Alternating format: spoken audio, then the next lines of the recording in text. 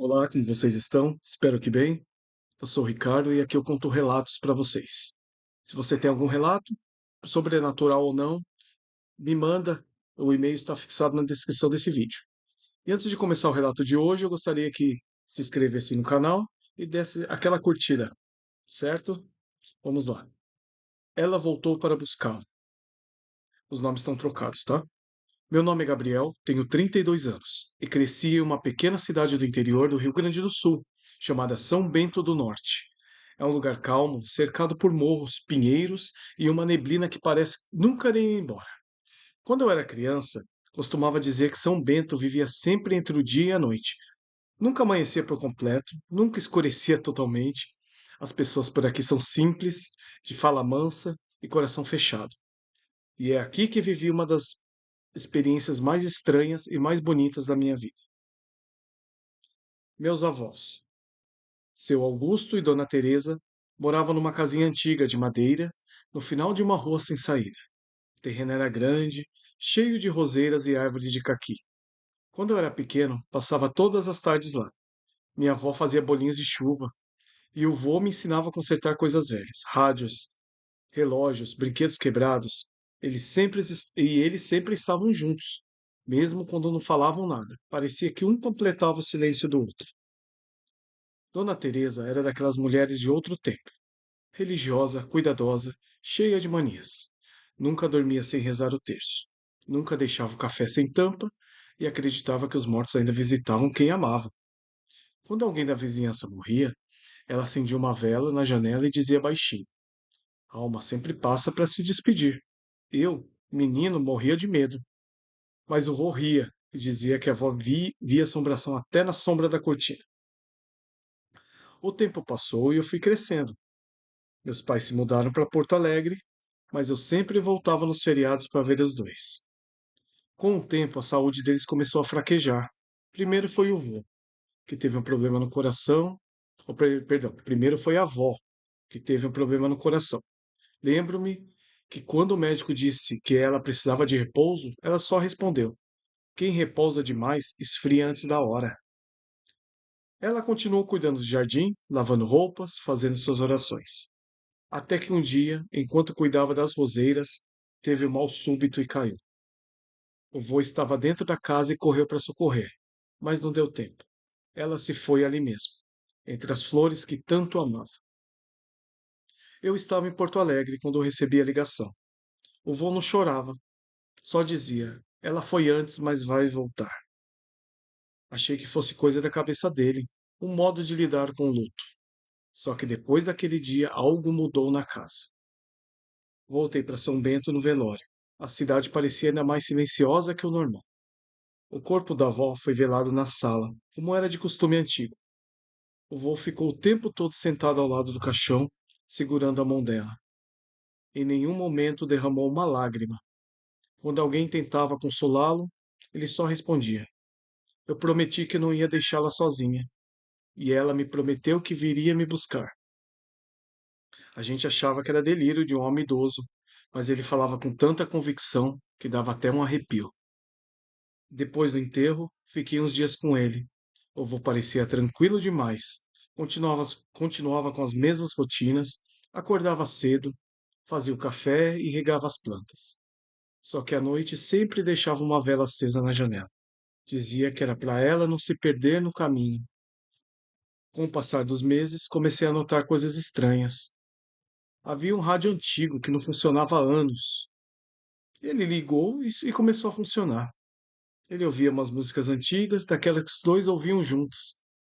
O cheiro do perfume da avó, aquele de lavanda, aparecia em certos cantos da casa, especialmente perto da cadeira onde ela costumava sentar. Eu tentava racionalizar. Talvez o vento, talvez lembranças, mas o vô dizia com serenidade: Ela veio ver se tá tudo bem. Um dia fui até a cozinha e o encontrei conversando sozinho. Ele olhava para a mesa e sorria. Perguntei com quem ele falava. Ele respondeu sem hesitar: Com a Teresa. Ela disse que o jardim tá bonito. Aquilo me deixou dividido entre o medo e a ternura. O vô não parecia confuso nem doente. Parecia em paz. como se realmente houvesse alguém ali com ele. A vida seguiu. Eu precisei voltar para Porto Alegre por causa do trabalho, mas ligava sempre. Nas últimas ligações, percebi que ele estava mais fraco. A voz saía baixa, arrastada. Disse que não andava dormindo direito, que sonhava com a avó chamando por ele. Ela está me esperando no portão, contou uma vez. Mas eu ainda tenho que arrumar as coisas antes de ir.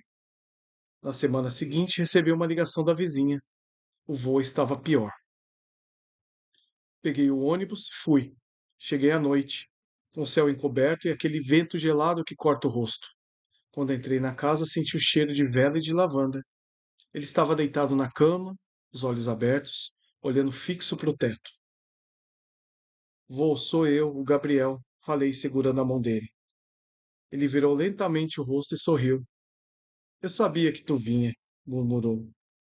Ela me disse que eu não devia ir se me despedir de ti. Meu coração disparou. Ela quem, vô? Ele sorriu outra vez. A Teresa, ela tá aqui. Tá esperando ali, ó, perto da janela. Olhei instintivamente para o canto do quarto. A janela estava entreaberta e o vento fazia a cortina balançar devagar. Nem o vulto, nem uma sombra, nada.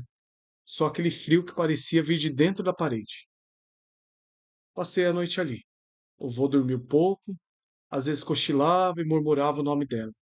Por volta das 3 da manhã, a vela que eu tinha acendido na cômoda se acabou. Parece que o ar ficou mais pesado. O silêncio tomou conta do quarto. O vô abriu os olhos e disse num fio de voz: Ela chegou. Corri até ele, segurei sua mão, mas o corpo já estava frio. O olhar dele parado parecia mirar algum ponto invisível. Fiquei ali sem saber o que fazer até o amanhecer. Quando o sol entrou pela janela, percebi algo que nunca esqueci. No travesseiro, ao lado da cabeça dele, havia uma pétala de rosa, das mesmas que a avó cuidava do jardim. E ele acabou morrendo naquela noite. O enterro foi simples, pouca gente, o mesmo cemitério onde ela estava. Quando colocamos o caixão na terra, parece que o vento soprou, espalhando algumas folhas secas. Naquele instante, senti o perfume da avó. Podia ser impressão, podia ser o vento trazendo o cheiro das flores do campo, mas no fundo eu sabia que não. Depois que tudo terminou, fiquei alguns dias na casa. A solidão parecia ocupar cada canto. Um dia, ao abrir a janela do quarto deles, encontrei o rádio antigo sobre a mesa. Liguei e, para minha surpresa, ele funcionou. Tocava uma música antiga, a mesma do casamento deles. Fascinação. Sentei ali ouvindo e algo dentro de mim se acalmou. Talvez porque, de algum modo, eu sentia que eles estavam juntos outra vez. Ainda assim, há coisas que eu não entendo. Alguns meses depois, enquanto arrumava o jardim, encontrei duas cadeiras lado a lado sobre o velho caquizeiro. E tinha ficado ali. Eram as cadeiras que eles costumavam sentar nas tardes de verão. Naquele dia, antes de dormir, fechei os olhos. Oh, perdão. Fechei todas as janelas e apaguei as luzes e fechei os olhos. Por volta das 2 da manhã, ouvi passos leves no corredor. O som era nítido. 2 passos lentos, um breve silêncio, depois mais dois. Parecia que alguém caminhava até a cozinha. Levantei, mas ao olhar não havia ninguém. Só a cortina balançando com o vento. Com o tempo, aprendi a não tentar entender. Talvez fosse o peso da saudade, talvez fosse algo além. O que sei é que aquela casa nunca apareceu vazia. Hoje, quando eu volto a São Bento, gosto de sentar no mesmo banco do jardim, fecho os olhos e quase posso ouvir a risada dela. O assobio dele afinando o rádio, o som das folhas caindo e às vezes quando o vento sopra com aquele cheiro de lavanda, sinto um arrepio leve. Não tenho medo, mas tenho paz. E aí, gostaram do relato de hoje? Muito emocionante, né? Se vocês gostaram, deixa aquela curtida e amanhã tem outro relato para vocês. Tchau, um grande abraço.